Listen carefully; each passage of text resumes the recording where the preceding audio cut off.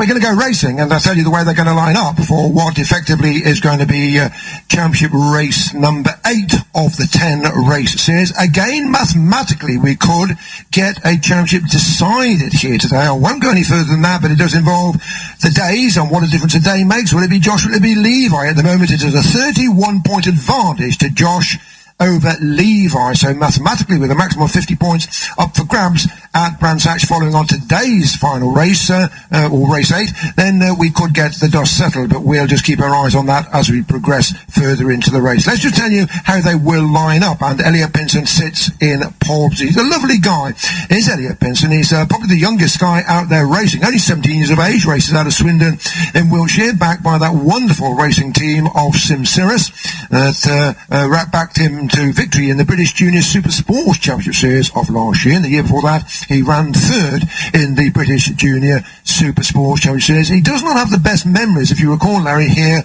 of Oulton Park. If you remember back in 2017, I think it was, wasn't it, in the Moto3 Championship? He was involved in a start line shunt when he got punted and 2 or 3 riders went down, and he had a very, very severe break of the leg on that start line incident back here in 2017. Yeah, recall it, Fred. It happened just in front of me. It was very nasty. But 2 riders have missed the cut, Fred. They did the old pit lane gamble. They did the pit lane boogie shuffle, and sadly, 2 riders in front of you can't see who the numbers are, but ain't going to be starting from their correct place on the grid. No, and there's a contradiction in terms, isn't it? One rider on the Ducati Cup wearing a set of Yamaha leathers.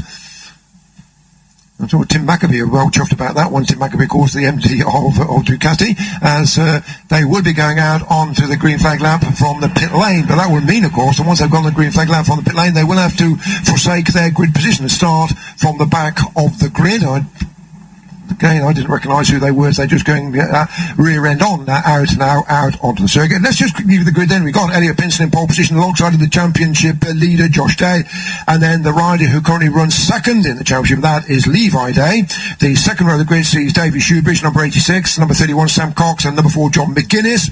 The 3rd row will be Carl Stevens, Craig Neve, Michael Tustin. The 4th row will be Dijon COMPTON, Matt Jones, and Lee Devonport. We go back to row number 5 for Ben Falla, 5-0, Matt Stevens and Ewan Potter. Row 6 sees Richard Spencer Fleet, Davy Jones, Craig Kennelly. Row 7 is Tom Stevens, Hiro ARAZEKI, and Andre Compton, the elder brother of Dion. We're back then to row number 8 for Mark Evans, Ian Fleetwood, and Mike Long. Row 9 will see Peter Hasler, Jimmy Buchanan, Andy Booth, and the back row, Andy Howe and Matt Flower. Championship points coming into this 8th of 10 races. Josh Day heads Levi Day by 31 points. That's 165, plays 134. Then it is a huge 54 points back before we get the points of the 3rd place, Davy SHOUBRIDGE. So you can see effectively it is a 2-horse race for this year's championship series, of which Josh Day is the defending champion. He won it back in 2019. Never been won by Levi Day, although he was 3rd in the Ducati Cup back in 2017. He would originally, at the beginning of the season, not have been racing in this championship series. He was scheduled to be racing again, as he did last year, race in the National Stock 1000 Championship Series, racing for the J&S Accessories IN Competition Aprilia team, but he got usurped with the old for the seat there. I'm not sure it was a sort of tendering procedure or whatever it was, but he actually missed his ride, and that went to David Alling, who since now has left the team. So that meant that he hadn't got a ride, so he did no more than went back to his loyal sponsors, and that is Bose Plumbing Supplies, and he's now taken this ride, of which he is running 2nd in the Championship Series. He is actually from Mount Gambier in Australia, but currently lives down there in the southeast of the country, down there, Ipswich, in Suffolk, isn't it, Ipswich? I'm not sure whether John McGuinness was one of those riders who was caught with his trousers down, Larry. He may well be one of those riders. That's the Lund Group rider. Could well be John McGuinness, who is going to have to start from the back row of the grid here. He's just one of the last riders coming up to take his position. He should actually be, John McGuinness should actually be on row number 2. Let's just see, John, whether John goes up. Well, he is labouring towards the back of the grid, Fred, and he's not taken his rightful place here on row number 3, so it is him. Well, we can excuse him. I mean, he's probably been for his afternoon siesta. When you're 48 years of age, you have to do this sort of thing. You know, it's a struggle to go through the 8 hours of daylight. Well, we're going to go racing, and we are already underway. John McGuinness is one of those on the back row of the grid. We'll find out who the other one was. I think it was, well, we won't even guess, but Josh Day that leads. Yes, it is. Josh Day leads into turn number 1, and that then is the run down toward Cascades for the first time. John Flint McGuinness. Remember John Flint McGuinness here at Oulton Park many years ago, were almost getting disqualified and getting the Paul Bird Motorsport team slung out of the 250 Championship Series. Remember that when he started as a Aprilia up early on in the morning and upset all of the locals, did John McGuinness all those years ago. Leaders are through Island Bend then, and on the run down toward the Shell Oars Corner, and it is Elliott PINSON that arrives there first ahead of Josh Day.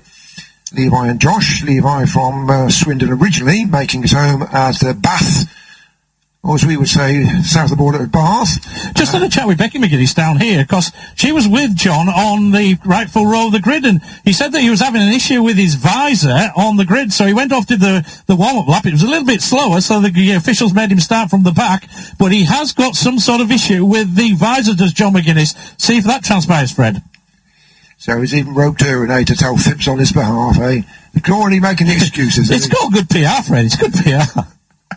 Well, that's a bit of a sort of interesting speedway line there, taken by Andre Compton there, the number 3 rider that did race speedway from 1993 to 2015. He just took to the grass down there. Britton almost sideswiped into another competitor as he rejoined the track. Ooh, what a huge wheelie there from Elliott PINSON as he came up toward the braking zone here for Lodge Corner. Here he comes, the number 75 of Elliott P, just 17 years of age. Elliott PINSON coming through then ahead of championship leader, which is Josh Day. Josh Day with 5 race victories and 2 second places to his credit. They come through to complete lap number 1.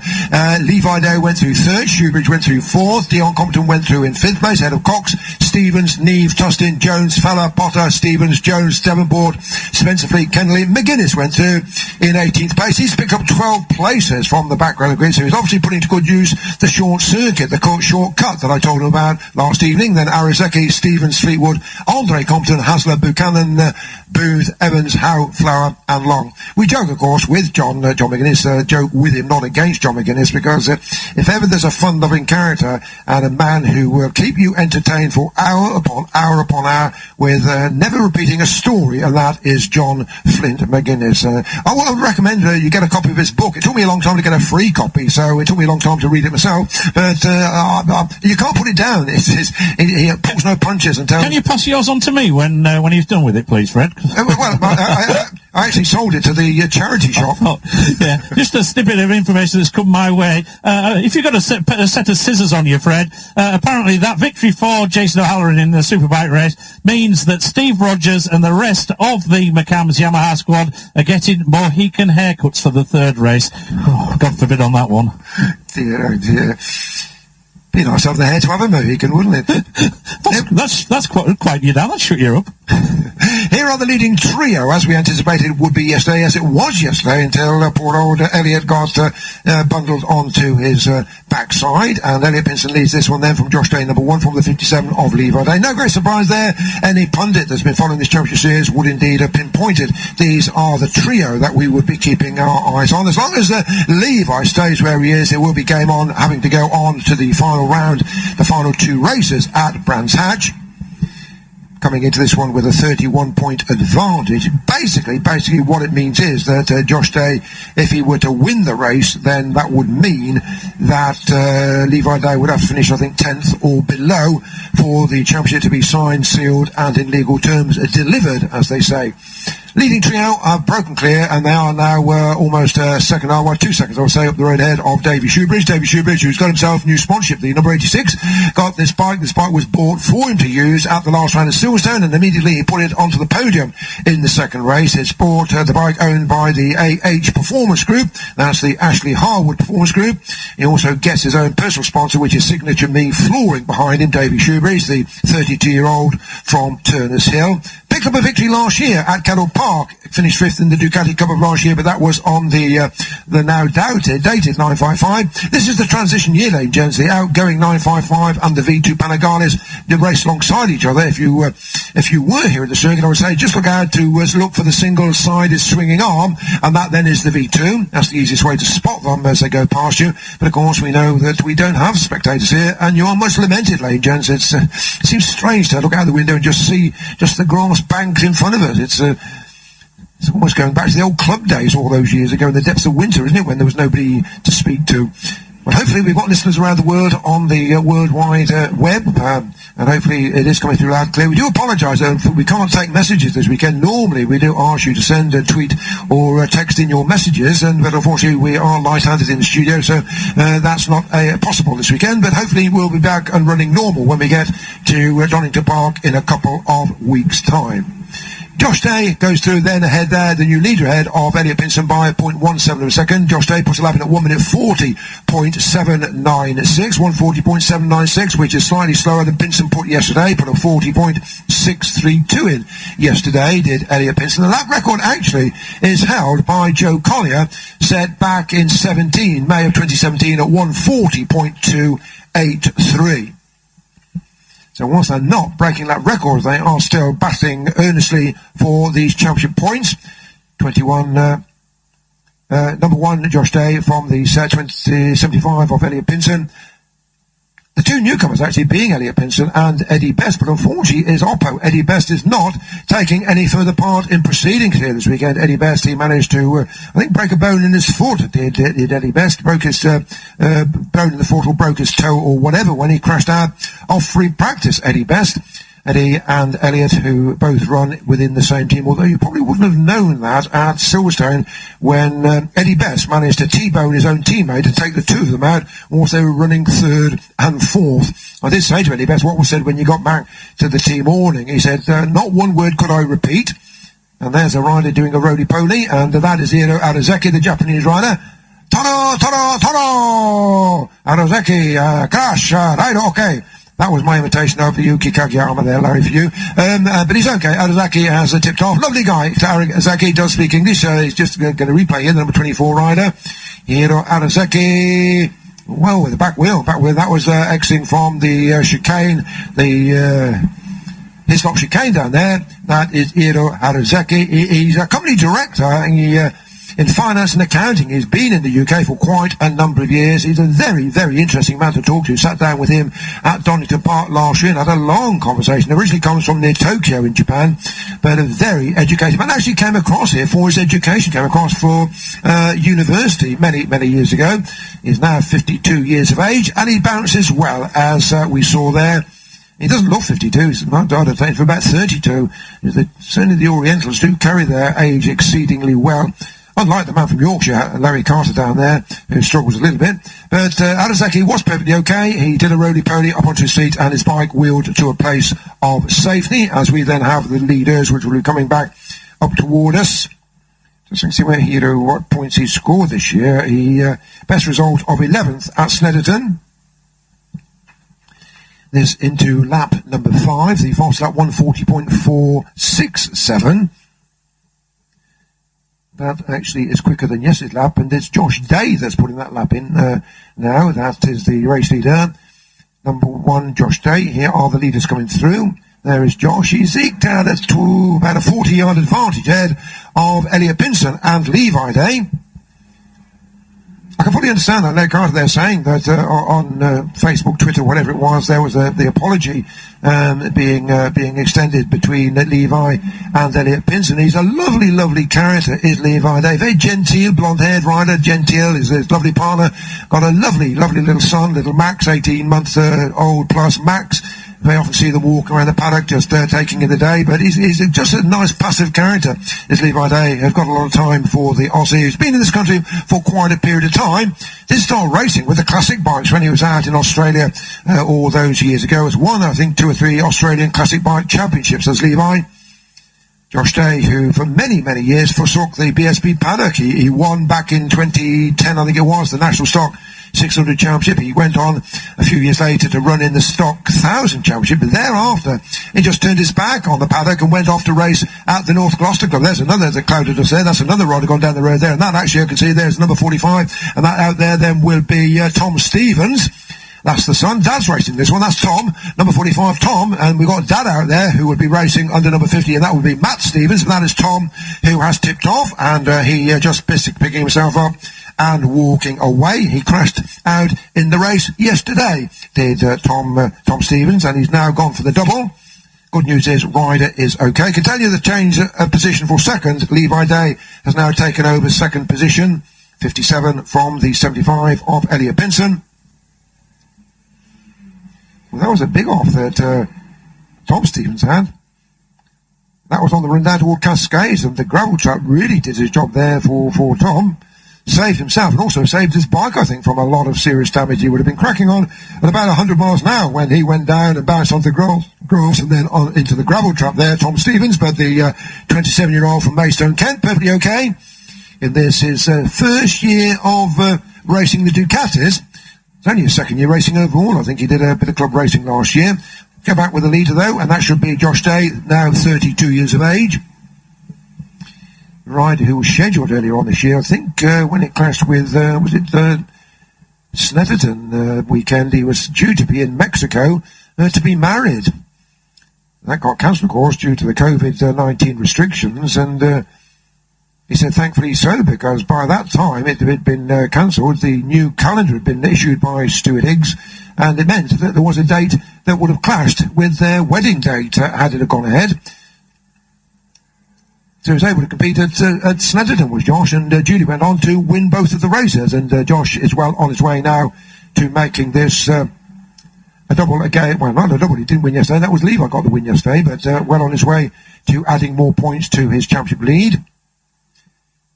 Leaders should be on their way between Druids and Lodge Corner. Druids the penultimate corner, which is turn 15, and the final corner, which is turn 16, Lodge Corner. The producer catching a replay here of the scrap involving Sam Cox, number 31, and the number 17 of Carl Stevens.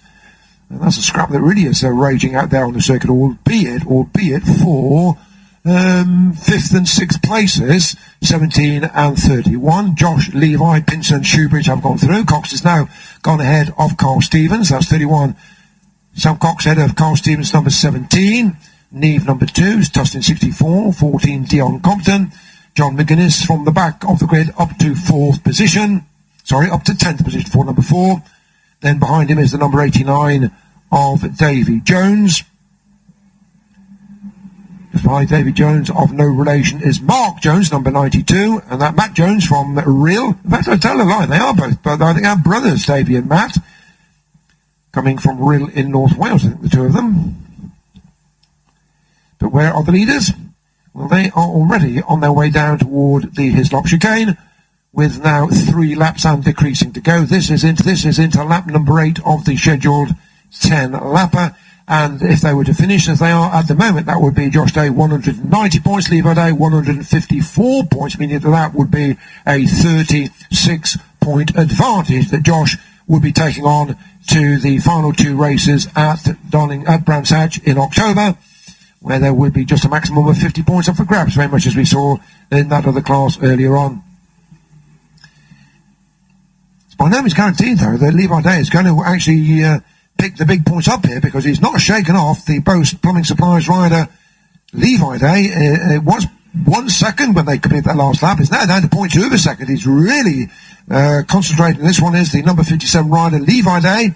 And he is now very much back in contention to do what he did yesterday, and that is to take the race victory. Elliott PINSON gone through in 3rd place. Elliott, who has not had a win this year, he's had a 2nd and a couple of 3rds. The last 3 races, though, he's landed on his backside. He crashed out early on at Silverstone in the first race whilst leading the race. He was then unceremoniously brought down by his own teammate Eddie Best in race number 2. And then, of course, he was involved in that incident with Levi Day yesterday. So at least he's looking to finish a race and pick some points up, is Elliott PINSON, to get back to business as usual. Let's just stay with the dicing duo here. Josh has it. Levi wants it. Well, who will get it? And 1.5 laps will tell us the answer to that one. Tallish rider, slightly heavier build is Josh than Levi. But two very, very experienced riders and two quality acts. I'm sure that Levi Day wants this championship title to do something he's not done before, and that is to win a championship here. And for Josh Day, of course, he would like to make it 2 on the bounce, and that would be every incentive for him to come back in 2021 to go for the 3 titles back-to-back. But they are alongside each other coming into Ward Lodge Corner for the penultimate time.